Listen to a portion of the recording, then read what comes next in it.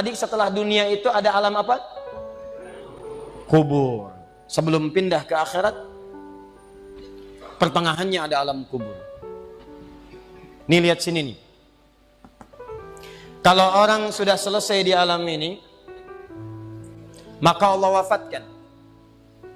Kullu nafsin dha'iqatul maut. Setiap yang punya jiwa akan kedatangan maut. Siapa yang bawa maut? Namanya malakul maut. Kalau malakul maut sudah bawa maut, maka dia mulai mewafatkan sampai meninggalkan dunia ini. Apa dalilnya Ustaz? Quran surah 32 ayat yang ke-11, paling kanan sebelah bawah. Qul yatawaffakum malakul mautil ladzi wukkila bikum. Kata Allah, katakan Muhammad kepada semua umatmu, setiap yang punya nyawa itu akan diutus malakul maut untuk mencabut nyawanya. Datang maut, makanya orang yang belum meninggal, yang belum dicabut, namanya disebut oleh Al-Quran dengan nama mayitun. Nih, ada ya-nya, ada taknya. Ya-nya ada tasdidnya begini. Mayit. Kalau ada tasdid, berarti artinya CM, calon meninggal. Di antum jangan tersinggung kalau dikatakan mayit ya. Iya. Sama dengan ustaz. Iya. Innaka mayyitun wa innakum mayyitun. Engkau mayit, mereka pun mayit. Engkau akan wafat, mereka pun wafat. Cuman Allah membedakan waktu-waktu wafatnya. Barangkali tidak sama semuanya. Bisa antum duluan, saya belakangan, mungkin. Atau mungkin juga ditukar, jangan salah, bisa ditukar. Saya belakangan, antum duluan, bisa. Gak ada bedanya Ustadz. Ya sudah, saya duluan, bisa setelah antum. Nah, dipakai tasdid. Kalau datang maut, maut datang. Maut lewat malakul maut. Maut ini mengambil nafas, diambil tasdidnya nih, ambil ke atas. Begitu diambil, qul yatawaffakum malakul maut alladzi wukkila bikum.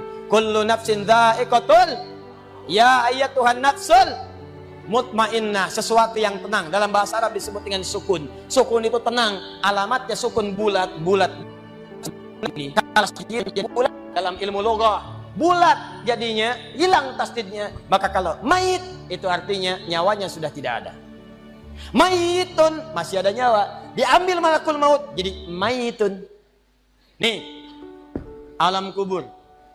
Begitu pindah ke sini, datang malakul maut, dicabut nyawanya, maka diwafatkan, ditinggalkan dunia ini. Maka orang mengatakan telah meninggal dunia.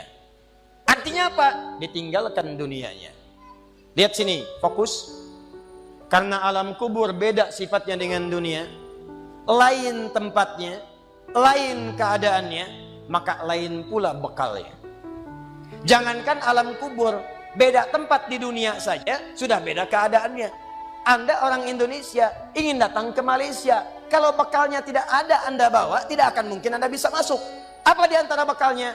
Ada paspor yang mesti distempel begitu masuk imigrasi. Pergi lebih jauh lagi, misalnya saya pengen ke Australia, maka Anda harus ngajukan untuk mendapatkan visa. Lebih jauh ke Amerika, visanya bisa lebih sulit lagi.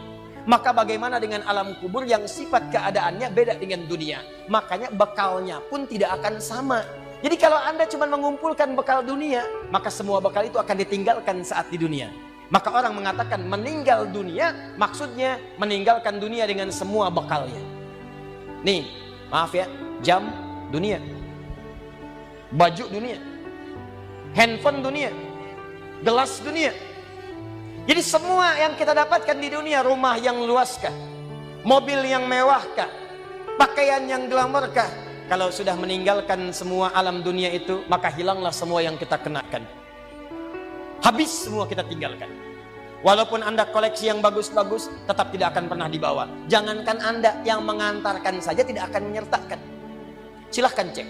Anda punya koleksi mobil paling bagus, apakah saat wafat dikuburkan dengan mobilnya? Tidak.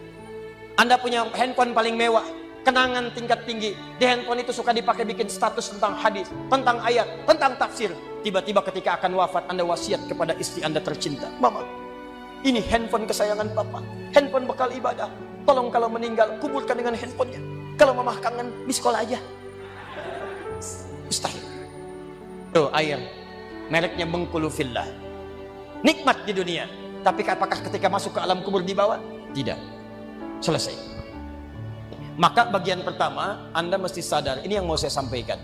Dan dari sini, saya akan lebih fokus kepada apa yang ingin saya sampaikan. Kita mesti sadar teman-teman sekalian, pertama kata Allah kita akan wafat. antum akan meninggal. Wafat. Wafat. Wafat. Wafat. Jadi antum kalau melihat di cermin tuh, ngaca dulu, ngaca, tunjuk wajah antum, wafat. Kamu akan wafat. Ketika Anda sadar Anda akan wafat, meninggalkan dunia ini, maka Anda mesti paham, udah punya bekal belum untuk pulang? Udah punya persiapan belum? Jangan-jangan Anda sibuk menyalakan rumah dunia Anda. Begitu padam listriknya, sibuk telepon PLN, telepon ini, telepon itu. Masuk ke alam kubur nggak ada cahaya, mau PLN mana yang dihubungi? PLN yang datang malaikat mungkar. Man rabbuka? Siapa Tuhanmu? Siapa nabimu? Apa kitabmu? PLN. Gelap. Gelap dan gelap. Karena itu orang-orang yang tidak siap dengan kehidupan berikutnya, maka mohon maaf, dia akan merasa ketakutan ketika meninggalkan dunia ini. Bahkan ada yang saking takutnya, malaikat langsung bergerak untuk memaksa dia cepat meninggalkan tubuh dunianya. Muncul Quran surah ke-8 ayat ke-50. Kata malaikat, akhriju anfusakum. Kamu ini susah banget pulangnya, maka dipukulin oleh malaikat. Pukul, pukul, pukul, pukul. Teman-teman, karena alam kubur itu bekalnya bukan bekal dunia, maka Anda tidak akan pernah bisa membawa cahaya dunia ke alam kubur. Maka saya ajak Anda pada malam hari ini, coba ayo kita berubah. Tolong pikir baik-baik, tidak akan ada yang abadi. Dan besok pun belum tentu hidup. Demi Allah saya katakan, Allah bisa mewafatkan kita pada malam hari ini.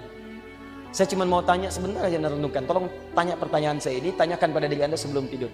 Kalau Allah wafatkan Anda pada malam ini, sudah siapkan Anda dengan bekal pulang Anda kepada Allah. Karena itu hukum mengatakan orang yang tidak punya bekal maka dia tidak siap untuk mudik. Tuh lihat Ramadan tuh. Ntar sebentar lagi, tersisa tinggal 2-3 bulan ke depan datang bulan Ramadan. Begitu di ujung Ramadan, orang semua siap-siap mudik. Demi Allah saya katakan, saya pernah mengadakan survei kecil-kecilan.